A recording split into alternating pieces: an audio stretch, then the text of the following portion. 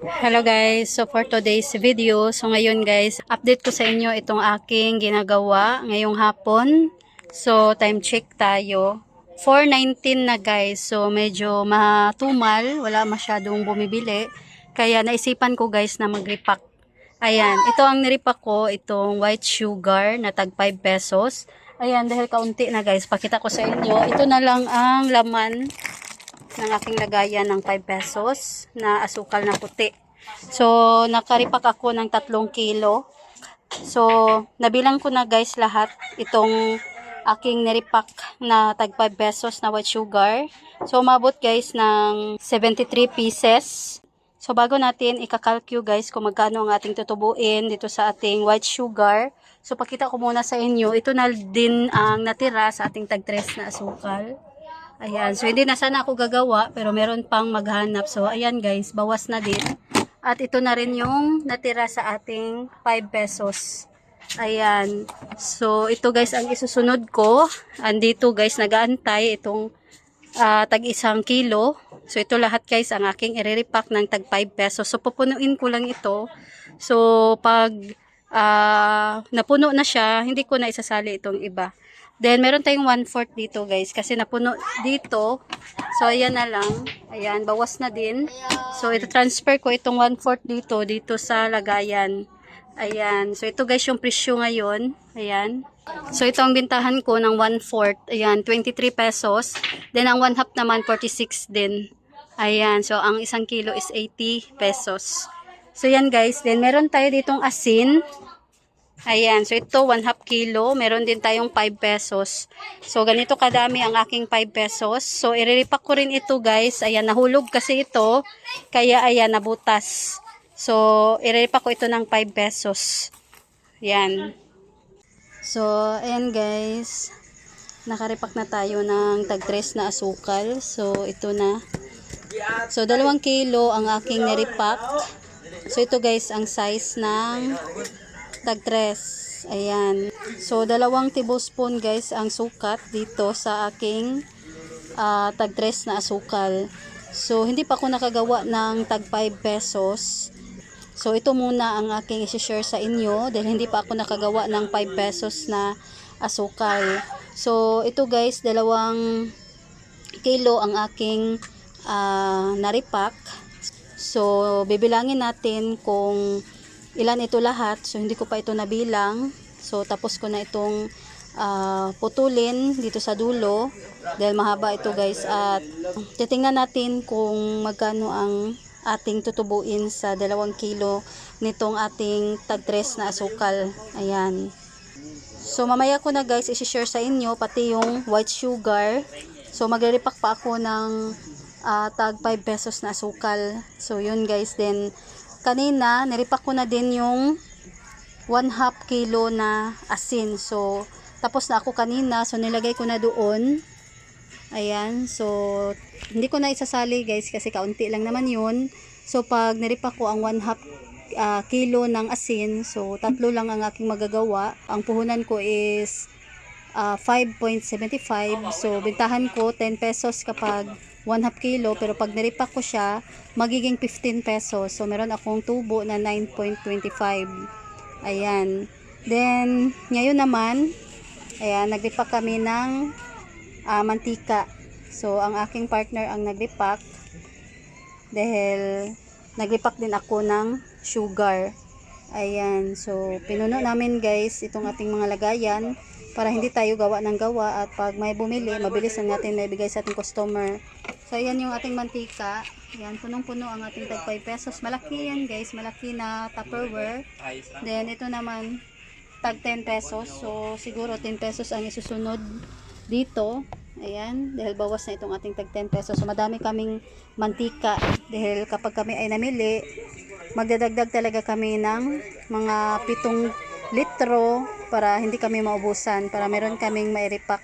So, mabentang mabenta itong mantika. Lalo na itong mga patingi-tingi. Ayan, yan ang hahanapin ng mga customer dito sa amin at malaki ang ating kikitain. So, sipag at syaga lang tayo guys sa pagre-repack para ayan, dahil ito yung mabentang mabenta dito sa sari-sari store. So ayan guys, update ko sa inyo mamaya ang tag 5 pesos na asukal pag tapos ko ng i-repack. So dalawa pa ang aking i-repack, ang 5 pesos na asukal at cornstarch. So hindi ko na isasali yung cornstarch kasi gabi na. So ayan, naabutan ako ng gabi dahil hindi ako nakaripak ng 5 pesos kanina. Pagkatapos ko dito, umalis kami guys dahil pumunta kami doon sa palengke at bumili kami ng isda. Ayan, so pang-ulam namin. So ngayon guys, ayan, update ko na naman sa inyo ang aking mga naripak. So gagawa pa ako ngayon ng 5 pesos na sukal. So balik tayo mamaya. So yan guys, tapos na akong mag-repack nitong ating 5 pesos na asukal. So nakagawa tayo ng 45 pieces. So tingnan natin guys kung magkano rin ang ating tutubuin dito sa ating na-repack na 2 kilo. So 2 kilo na ang naubos ko dito sa aking tag 5 pesos ngayon.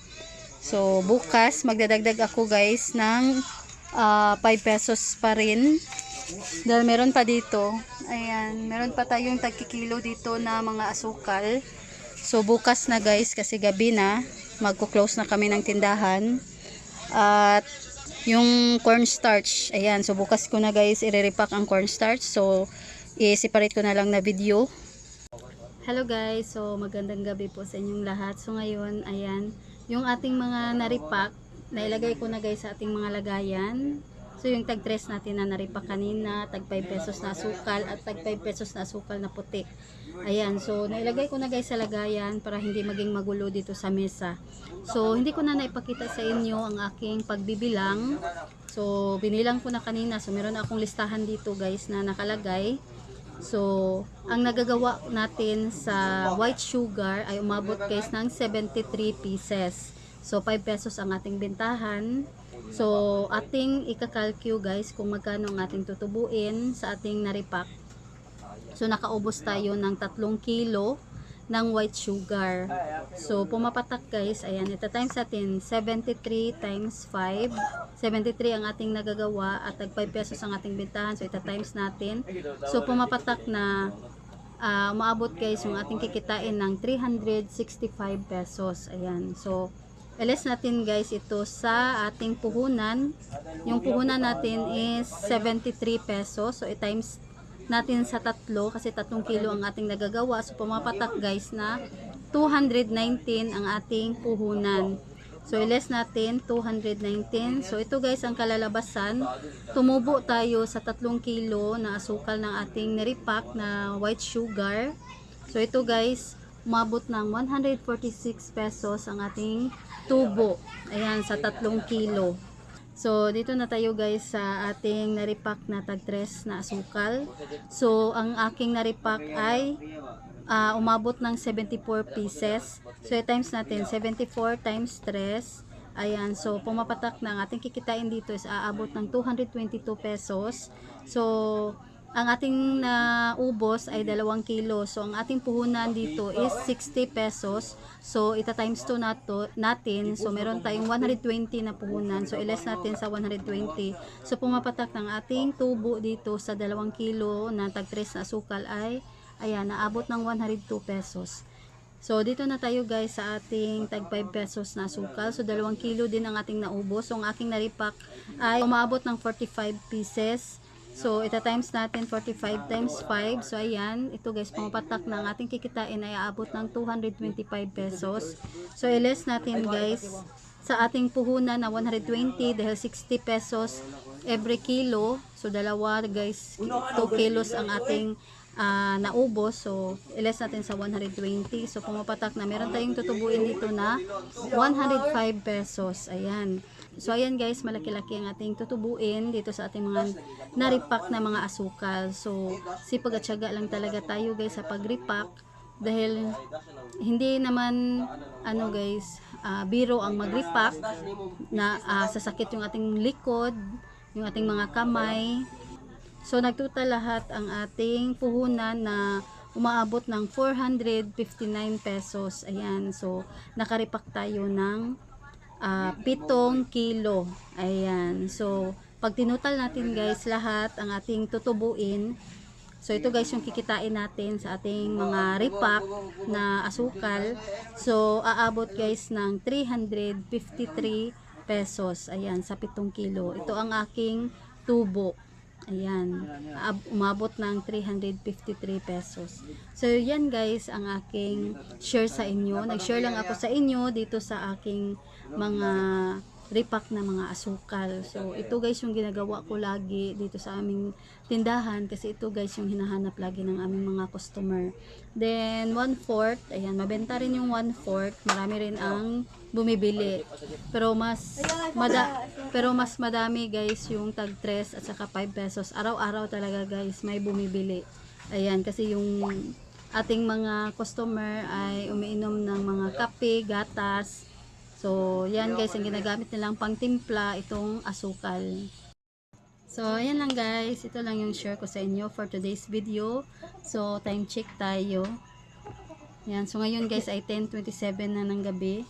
So, mag-close na kami ng tindahan kasi wala naman masyadong mga customer. So, merong mga paisa-isa na nagpapa-cash in, nagpa-cash out, ayan. Then meron ding mga bumibili ng mga ice tubig at saka sigarilyo. So mag-close na kami kasi gabi na. So bukas na naman. So ayan lang guys, sana ay nagustuhan ninyo itong aking video for today. So ayan lang, thanks for watching.